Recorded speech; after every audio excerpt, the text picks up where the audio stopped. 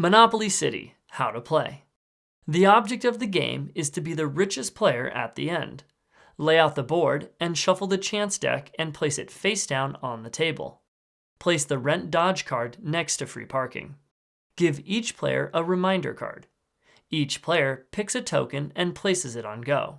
Give each player 6 5 millions and 6 1 millions, 2 500, 200, and 100,000s, 1 50,000, and 5 10,000 money bills.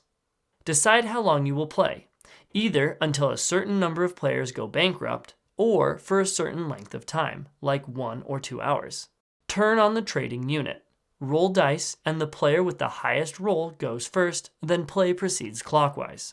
On your turn, roll both dice and move your token exactly that many spaces clockwise around the board, then perform actions based on where you landed. You may then build. If you roll doubles, you get to roll and move again and build again. If you roll doubles 3 times in a row, then immediately go to jail and do not complete your third turn. If you land on an unowned district, you must buy it for the price listed or auction it. To auction it, press the auction button on the trading unit. Bidding starts at 10,000 and can be increased by any amount. Players do not have to bid in turn order.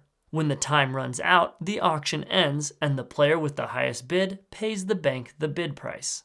Once you buy a district, you take the district card and put it in front of you. To build, it must be your turn. Press the build button on the trading unit. The number that shows is the maximum number of blocks you can build this turn. Gray residential buildings and blue industrial buildings, called properties, each have 3 different block levels of buildings. The price per block can be found on your district cards.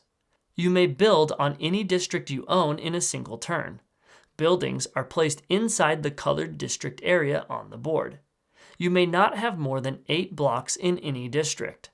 Residential buildings are cheaper, but if a hazard is placed in your district, then they are worthless and do not count towards the rent value until the hazard is removed. Industrial buildings cost more and are safe from hazards. You can consolidate space in a district by combining smaller buildings into larger ones of the same color. If the trading unit shows a train instead of a number, then you can build a railroad on any district for free. Railroads are placed on the outer track of the board rather than in the center. When you land on a district that has a railroad, you may move to any other district that has a railroad. If you pass go, collect 2 million from the bank. If the space with the railroad is owned by another player, you still have to pay them rent before you move. If the destination is unowned, you may buy it or auction it. If someone else owns it, you must pay them rent. If you own it, nothing happens. If you start your turn on a railroad, then you may not use it, but roll and move as normal. If you land on an auction space, you must put any unowned district on the board up for auction. If you land on an industry tax space, pay the bank the amount shown if you own any industrial buildings. If you land on the planning permission space, you must build a bonus building or hazard. Both of these buildings are free and do not count towards the 8-block maximum per district. Bonus buildings are red and can be built on any unoccupied district or any district you own. Hazards are black and can be built on any unoccupied district or any opponent's district. Only one hazard or bonus building may occupy a district at a time. Bonus buildings prevent hazards from being built in them. Hazards block residential buildings from contributing to the rent level. To remove the rubbish hazard, you must pay 1 million to the bank. The power station and sewage plant cost 1.5 million, and the prison costs 2 million. If another player lands on a district that you own, then they need to pay you rent. If you have no buildings on your district, then you charge them for just the land. If you have buildings, then you count up the blocks from the residential and industrial buildings to determine the rent level. Remember, if there is a hazard in your district, you may not include residential buildings in the count. Once you own all the districts of the same color, then you are allowed to build a skyscraper. The cost of a skyscraper is at the bottom of the district card. You may only build one skyscraper per color group. A skyscraper immediately doubles the rent value in all districts of that color. Once you own all the districts in 2 color groups, you may purchase the Monopoly Tower if you like. The Monopoly Tower costs 7 million and is placed in one of those 2 colored group districts. The Monopoly Tower doubles the rent in every district you own. If you have a skyscraper and the Monopoly Tower, the rent is only doubled once. Skyscrapers and the Monopoly Tower do not count towards the 8-block building limit per district. If you land on free parking, you take the rent dodge card from the table or another player if they hold it. The rent dodge card allows you to skip out on paying rent. Once used, return the card to the table next to free parking.